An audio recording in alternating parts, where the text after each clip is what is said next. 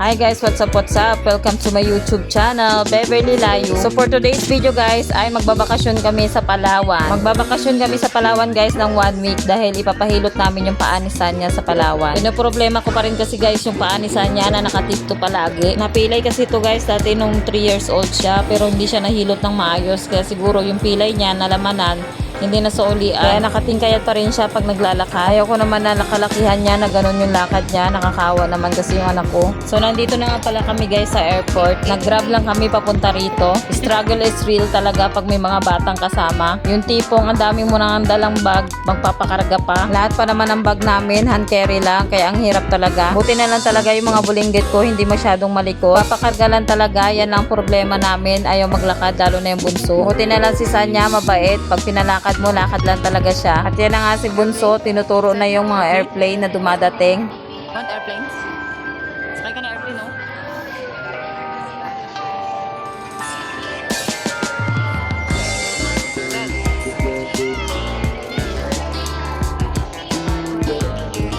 Buti na lang ang bilis lang namin nakasakay. Dumating din kagad yung eroplano na sasakyan namin. Fast forward, nakasakay na nga kami ng eroplano at ayan, magkakatabi kaming tatlo. Si Sanya at si Papa napahiwalay ng upuan pero malapit lang din sa amin. Na nga magkakatabi kaming 5 kaso lang sabi ng flight attendant maghiwalay-hiwalay daw kami kasi masyado daw masikip. Nakaka-excite talaga pag ganitong moment na yung nakikita mo na yung bintana ng eroplano. At paalis na nga kami niyan at nagpakalong na nga sa akin yung bunso ko kasi gusto niya makita yung mga eroplano sa labas na magkakasunod na lilipad. Tinatanong-tanong ko pa nga siya kung anong mga kulay ng mga airplane. Kaso nung lumipad na yung airplane, natakot na siya. Umiyak na ng umiyak. Sabi niya, down, down, down. Nervous ata nung nakita na tumataas na kami at nakikita niya na yung ulap. At pati na nga yung kuya niya nadamay na rin, nahawa na rin sa nervous niya.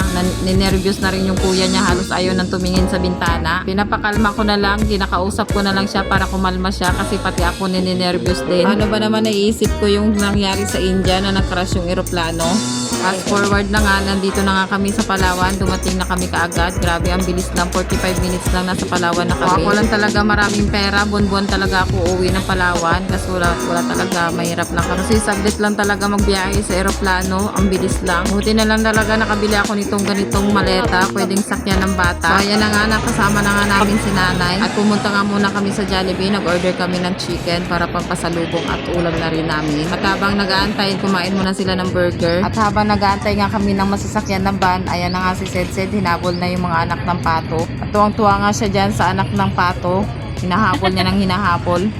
At hindi na nga nagtagal sa kakahabol niya, napunta na siya sa putikan. Ala, Sed! At nabinyaga na nga yung sapatos niyang malinis. Hindi pa kami nakakauwi ng bahay, ang dumi na niya. Dakdak na kita talaga, dakdak. Dito ka lang, huwag ka na, tubig. Fast forward, nakasakay na nga kami ng van at ayan na nga, borlog na si Sid at si Sanya. Excited na talaga ako niyan makauwi sa bahay. Gusto ko na rin makita yung mga pamangkin ko. Medyo malayo rin talaga yung bahay namin sa bayan, kaya ang tagal talaga ng biyahe namin. Nakatulog na kami lahat-lahat, nasa biyahe pa rin kami. Fast forward na nga, ayan na nga, nandyan na nga kami sa bahay at nag-chat na kami that time. Masaya yung uwi namin kasi ang dami namin sa bahay ngayon. Nandyan din yung kuya ko. Pag sa probinsya talaga, ang aga mo talaga magising. 7 AM pa lang gising na kami. At nagtsempo pa yung uwi namin. Ang daming bunga ng mangga namin. Pag sa probinsya ka talaga, ang sarap tumambay sa labas ng bahay. Yung tipong papanoorin mo lang yung nanay mo habang nagwawalis. Habang ikaw nakaupo lang at binibidyo siya. Charot lang. Hindi ako makatulong sa kanya magwalis kasi hawak ko yung pamangkin ko. Ang pamangkin kong pogi. Ayan. Anak ng bunso namin guys. Ang pogi niya, diba guys? Nakasimangot siya that time kasi nagugutom ata. Napakasimple lang ng buhay sa probinsya. Kaya sabi ko sa asawa ko pag tumanda na kami sa probinsya na kami titira, ayoko na sa Maynila. Ang hirap kasi tumanda dito sa Maynila kasi sa loob ka lang ng bahay maghapon. Kumpara mo sa probinsya, may bakuran ka, pwede ka magwalis-walis, maka-exercise ka. Nakakalanghap ka pa ng sariwang hangin at kasama mo pa yung pamilya mo. At ayan na nga, pinadete ko na nga yung baby na malungkot. Nakakatuwa si Sanya, tinutulungan niya magwalis si nanay. Ay! At yung panganay ko na ayaw umuwi ng Palawan, ayan na nga nagpapakain siya ng manok. Pinilit ko nga lang yan sumama sa amin kasi ayaw niya sumama kasi andun nga daw ng bahay namin. Ang arte, diba? Feeling mayaman, kala mo gold ang bahay. Ewan ko ba sa bata na yan kung saan ang gagaling yung kaartihan. Hindi naman kami maarte sa bahay. Yung tipong magsi-CR siya, dual siya ng dual, nakakainis, sarap sampalin. Ako na lang nahihiya talaga sa nanay ko. Pero buti na lang talaga naiintindihan ni nanay. Binibiro pa nga siya na hindi na siya pauwiin dito sa Maynila. Doon na lang daw siya mag-aral. Kaya ito naman panganay ko pa na yung iyak. Ayaw daw niya dun sa probinsya kasi walang wifi, walang computer. O diba, kala mo mayaman. So ayun na nga, sinayaw-sayaw ko na nga yung baby namin na mabait. Grabe ka daw, uwi ko talaga dito sa probinsya. Kinabukasan, binibilang ko na talaga kung ilang araw na lang kami. Pag nakabakasyon talaga, ang bilis na ng araw.